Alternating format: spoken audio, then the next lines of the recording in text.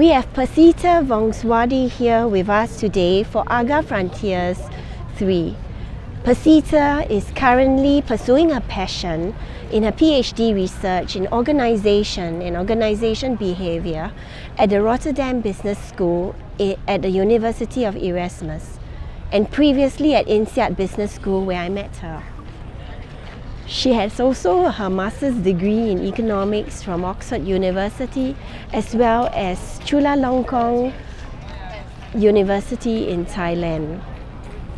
Pisitta, we understand from the data that in fact it is the organisation leaders and experts who tend to be resistant to change.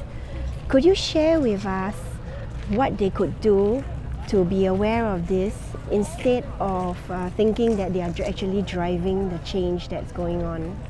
Definitely. So first of all, I just want to explain that in the research, we have found that organizational leaders actually are the ones who are most susceptible to this problem of being resistant to change.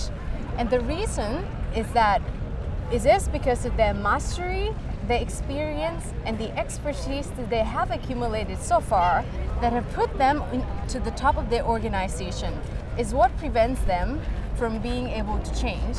And that is because they try to stick to only their old mental models, their entrenched beliefs, or the old set of knowledge that make them successful.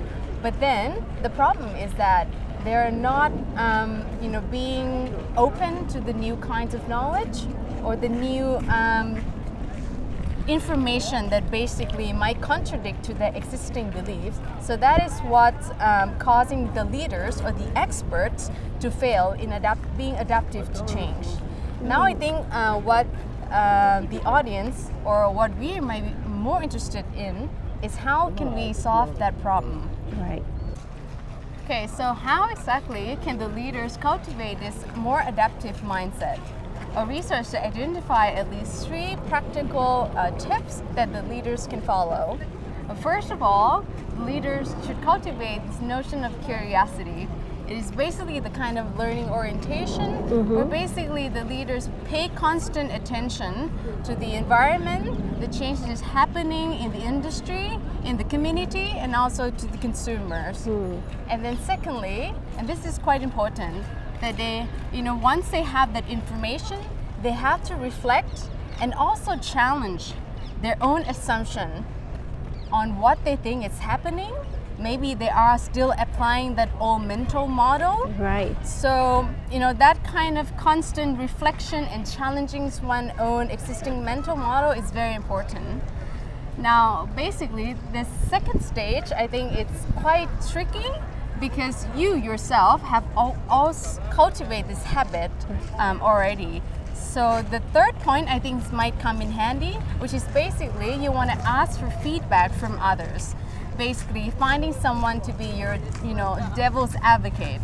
A sounding board. A sounding board, basically. And what's important, because we are, emphasizing on the mental models part, the expertise part, you want to find someone or talk to someone who's not from your own domain of expertise. So that's how you get a more diverse perspective that would contradict your own knowledge and your, beliefs in that certain topics. Thank you, Pisitta. And thank you for tuning in to AGA Frontiers 3. See you next time.